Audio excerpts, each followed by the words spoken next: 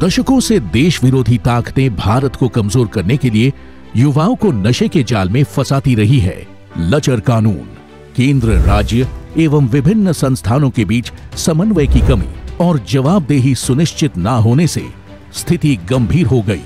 Drugs लेकर आप न केवल खुद की जान जोखिम में डाल रहे हैं, बल्कि अपने परिवार व अपने दोस्तों को भी, आपको चाहने वालों को भी दुखी कर रहे हैं, उन्हें परेशानी में डाल रहे हैं। नशे के खिलाफ प्रधानमंत्री नरेंद्र मोदी ने सरकार के परफॉर्मेंस को प्रभावी बनाने के लिए होल ऑफ गवर्नमेंट अप्रोच के तहत अंतर विभागीय समन्वय पर निरंतर जोर दिया है। इस अभियान को आगे ले जाते हुए गृह मंत्री अमित शाह ने भारत को नशा मुक्त करने का प्रण लिया है।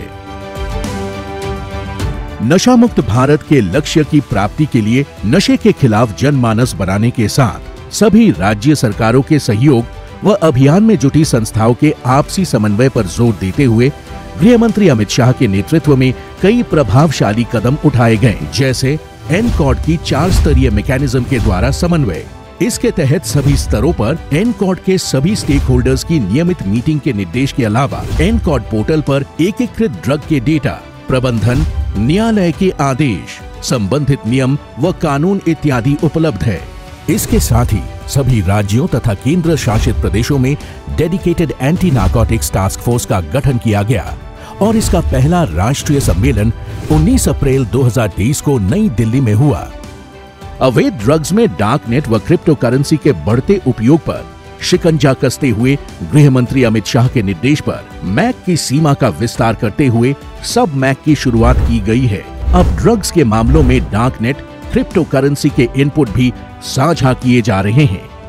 गृह मंत्री अमित शाह के निर्देश पर आपसी समन्वय के महत्व को देखते हुए नार्को संबंधित मैकेनिज्म में सभी केंद्रीय स्तर के स्टेक होल्डर्स तथा राज्य स्तरीय समिति में स्कूली शिक्षा और साक्षरता विभाग एवं डिपार्टमेंट ऑफ पोस्ट के बीच समन्वय को बढ़ाया गया है। साथ ही एनसीबी ने सभी गिरफ्तार नार्को अपराधियों पर एक एकीकृत डेटाबेस निदान भी तैयार किया है। अंतर्राष्ट्रीय ड्रग माफिया पर नियंत्रण के उद्देश्य से डीईए, एएफपी, एनसीए, आरसीएमपी जैसी अंतर्राष्ट्रीय एजेंसियों के साथ भी उचित समन्वय किया गया है। मोदी सरकार का मानना है, नशे के आदि युवा विक्टिम है, क्रिमिनल नहीं। इसीलिए इन युवाओं को नशे की गिरफ्त से निकालने और उनके रिहैबिलिटेशन के लिए जनता को साथ लेते हुए विशेष जन जागरूकता अभियान भी चलाया जा रहा है। जो मादक द्रव्यों का सेवन करते हैं वो बेचारे विक्टिम हैं। हमारा सिस्टम में नाटे उनको वापिस लाने का प्रयास होना चाहिए। इसी क्रम में एनसीबी पूरे भारत में ड्रग सेवन की दृष्टि से 372 सबसे संवेदनशील जिलों में 8000 युवा वॉलंटियर्स के माध्यम से ड्रग्स के खिलाफ जन जागरूकता के लिए विभिन्न कार्यक्रमों का आयोजन भी कर रहा है। अब तक 3 करोड़ से अधिक युवा और 2 करोड़ से अधिक महिलाएं इस अभियान से जुड़ चुके हैं। मोदी सरकार द्वारा ड्रग्स के खिलाफ इस लड़ाई को डिटेक्शन, नेटवर्क के डिस्ट्रक्शन, कल्प्रिट के डिटेंशन और एडिक्ट्स के रिहैबिलिटेशन पर एक समान ध्यान देकर अंजाम तक पहुंचाया जा रहा है।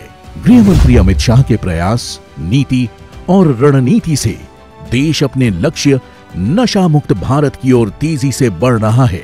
नशा मुक्त भारत ही आने वाली पीढ़ी और देश के स्वर्णिम भविष्य के लिए सबसे बड़ा उपहार होगा। कि हम एक ऐसे भारत का निर्माण करें जब देश की आजादी की शताब्दी मनाई जाए, तब भारत और भारत के युवा ड्रग फ्री हो जाए।